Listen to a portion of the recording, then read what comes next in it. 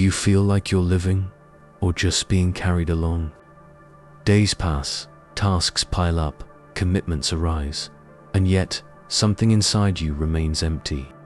It's as if everything is in motion, except what truly matters. You. The truth is harsh.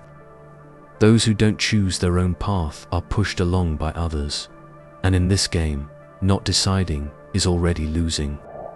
While you hesitate or get distracted, other forces keep moving forward.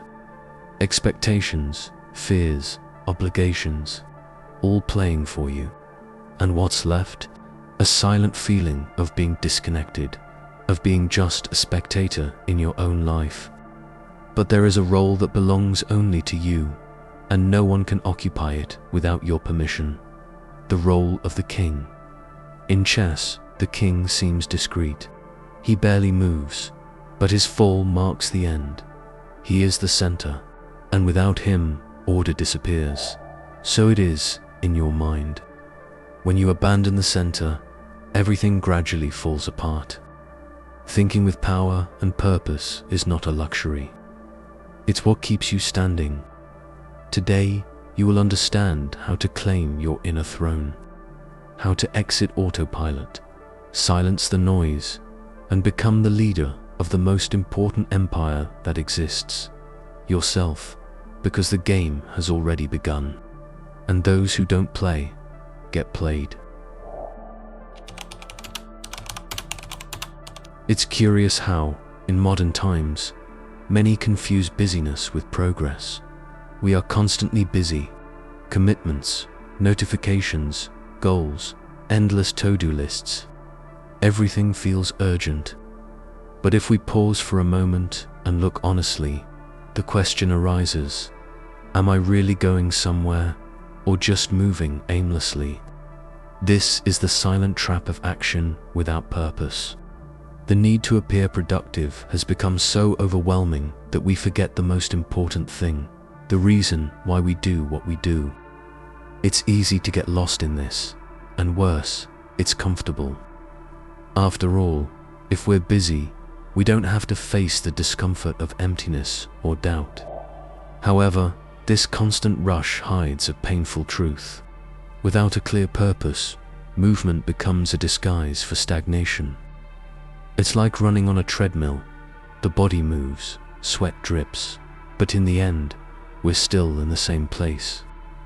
Many reach the end of the day feeling like something essential has slipped away, and indeed, it has. The absence of direction turns every task into a burden, every decision into confusion. And the more we flee from this clarity, the more we become hostages to external forces, opinions, expectations, fleeting trends.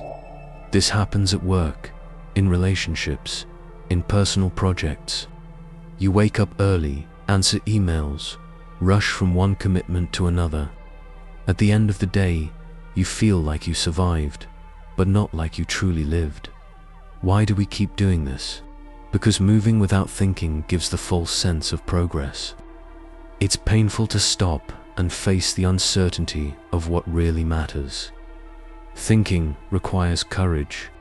Reevaluating the path is frightening. It's easier to stay busy than to face the void. But ignoring this reflection is what turns life into repetition. It's the reason why many wake up years later with the uncomfortable feeling that they never really moved forward, even after doing so much. If movement is not guided by purpose, it's just noise. And in the constant noise, what is essential gets lost. That's when the game turns against you, without you even realizing it. It is in this void of meaning that the archetype of the king emerges as the answer. He is not just the ruler of a kingdom. He is the axis, the silent center that sustains everything around him. Unlike the pawn or the knight in chess, the king barely moves, but it is his stability that defines the game. If the king falls, the game is over. And in life, when you don't occupy this central place within yourself, something similar happens. Chaos wins. Assuming the role of king in your own mind is not about external domination. It's about no longer being dominated internally. While many live as reactive pieces, moved by social pressures and others' desires, the king observes. He decides calmly. He acts when necessary, not when pressured. Self-knowledge is his scepter. Resilience is his crown. He knows that his strength is not in acting non-stop, but in knowing when to act and when to stand firm. Think about daily situations. Someone provokes you. Do you react or stay centered? A crisis arises. Do you panic or seek the wisest decision? The king within us is that presence that chooses. He does not give in to easy impulses. He leads from clarity. But when we neglect this role, we let others occupy the throne. Fear, anxiety, the desire for acceptance, all take command. And then we become subjects to fleeting emotions. We stop being the architects of our journey and become just another piece in someone else's game. Reclaiming the center is not optional, it's urgent. When you place yourself as the king of yourself, you begin to see life from a different perspective. Distractions lose their power. What is essential becomes visible. And, for the first time, the game truly starts to make sense. The greatest enemy is not visible. It wears no armor, wields no sword, and does not appear in external battles. It whispers silently within your own mind. The sabotaging voice, the one that questions every step, that repeats endlessly, "You're not good enough, better not try, what if it goes wrong?" While the inner king remains asleep or distracted, this voice takes the throne without resistance. Carl Jung drew attention to this phenomenon when speaking of the shadow, the hidden, repressed, and feared side of our being. When ignored, it does not disappear. It acts in the subtext of thoughts and behaviors. The sabotaging voice is born exactly from there. It feeds on the doubts we do not face, the fears we pretend not to have, the wounds that never heal, and it grows, silently, until it takes control. Have you noticed how, in decisive moments, it shows up? When an opportunity arises, it reminds you of the risks. When a relationship requires vulnerability, it screams about the dangers of opening up. It wears 1,000 disguises: perfectionism, procrastination, cynicism. But its goal is always the same: to prevent you from taking command. This voice is not wise, it is conditioned. The result of past experiences, old traumas, inherited patterns, and yet we trust it as if it were absolute truth. We allow it to define our limits. The problem is that by letting it make the rules, you don't live, you survive. Silencing this voice does not mean eliminating it. That would be naive. It is part of you. But it is possible to take command, to stop obeying without question. When the king awakens, he listens, but does not bow. He acknowledges the presence of the shadow, but does not hand over the scepter. Leading your own mind is about choosing which voice will guide your steps. Ignoring this confrontation is accepting to be ruled by fear disguised as prudence. Have you heard this voice today? If so, know this: it is not the king. It's just a counselor, and not always a trustworthy one. Every royalty needs a castle, not just to show off, but to protect what is most valuable. In the game of life, this castle is your interior, what you cultivate when no one is watching. But what happens when the foundations are weak, when values and priorities are negotiable? The king loses power, and chaos, once again, approaches. Building the inner castle is not an act of vanity, it is a gesture of survival. In a world where everything and everyone tries to pull your attention and manipulate your choices, those who do not know what is essential become vulnerable. Solid values are the walls that prevent the superficial from invading and taking over. Without them, we trade what is deep for what is immediate. We trade principles for acceptance, silence for distraction, clarity for approval. Look at your own routine. How many times throughout the day do you act just to please, to keep up appearances, or to go with the flow? When the essential is not clear, the secondary becomes tyrannical, and little by little, you give up what is yours to live according to others' rules. Jung spoke about the need to integrate the personality, to find harmony between all parts of the self. This requires choices. It means saying no, defending what is yours, even if it displeases others. A king without a castle is exposed.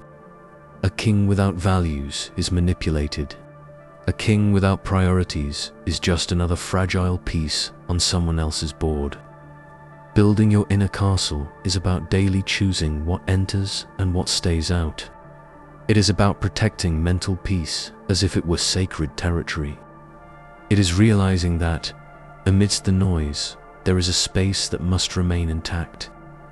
Those who do not defend their inner castle soon discover that the enemy has already taken the throne.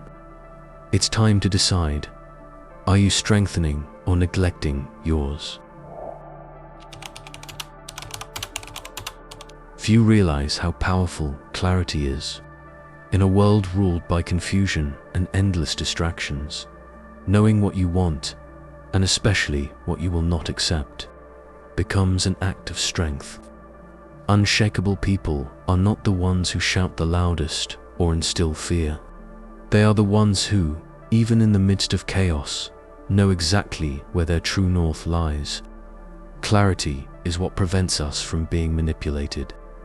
When you know who you are and what you stand for, it's hard for others to dictate how you should act or think. Carl Jung spoke about this when discussing individuation. The process of becoming who you truly are requires stepping away from social masks and facing yourself with brutal honesty. Without clarity, you are led by the desires of others.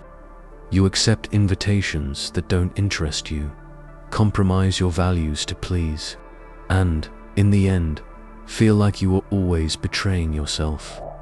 This lack of definition makes anyone vulnerable. Have you noticed how easy it is to say yes to things that make no sense when you're confused or tired? The absence of clear boundaries is an invitation for the world to decide for you.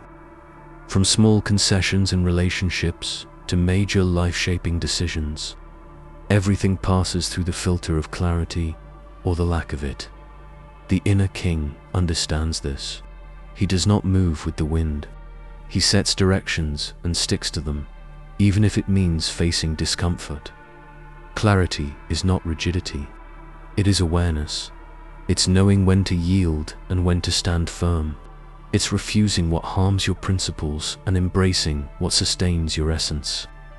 In the end, true freedom is born from this. Not from doing whatever you want at any moment, but from not being moved by everything that arises around you. When you are clear about what matters, the world no longer controls you, and those who are not easily moved inevitably become unshakable. Living on autopilot is the opposite of ruling. Those who only react have already lost the game, even without realizing it. Most people live this way, guided by impulses, fears, and others' opinions. A life governed by reflexes, not conscious choices. When we don't decide, someone decides for us, and that is dangerous. Think about daily life. An aggressive message, a provocative comment, an unexpected event that destabilizes you. In all these situations, there is a choice, but almost no one notices. Instead of pausing and thinking, most people react. They defend themselves, attack, justify, or shut down. This cycle of reactivity keeps people trapped at the shallowest level of existence. There is no sovereignty, only repetition. The inner king, however, does not live this way. He knows that every action should be born from a decision, not an unconscious reflex. Jung's psychology reminds us that until we make the unconscious conscious, it will rule our lives, and we will call it fate. That is why deciding is a revolutionary act. Deciding is claiming the throne. But deciding is not simple. It requires presence. It demands that you pay attention to your own patterns.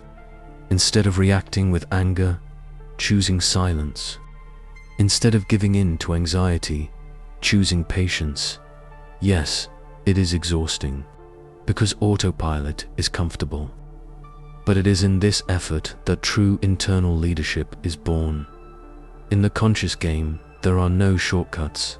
You must slow down to observe, question yourself before surrendering to the current of emotions. Those who decide, create. Those who only react, repeat. The difference is subtle, but it defines destinies. Taking on the responsibility to choose every day is stepping out of slave mode and into sovereign mode. It is ceasing to be pushed by circumstances and finally pushing your own story forward. In the end, the king is not the one who controls others. He is the one who, by mastering himself, becomes free. Ruling is not a definitive achievement. It is a daily act. Many believe that after reaching a certain level of clarity or stability, the inner work is complete. A dangerous mistake. The center, the mind, the spirit, the very self, is like a garden. If not cared for, it will inevitably be overtaken by weeds. And what was once order soon becomes disguised chaos. Think about the small concessions of daily life. That decision you made out of laziness. The principle you bent to please others. The silence you accepted out of fear of confrontation. Each small choice seems insignificant at the moment, but together they form a pattern. And patterns, when accumulated, define who you become. Jung knew that the unconscious never sleeps. It is always ready to fill the spaces left by neglect. When the inner king is absent, other forces take control. Resentment, anger, envy.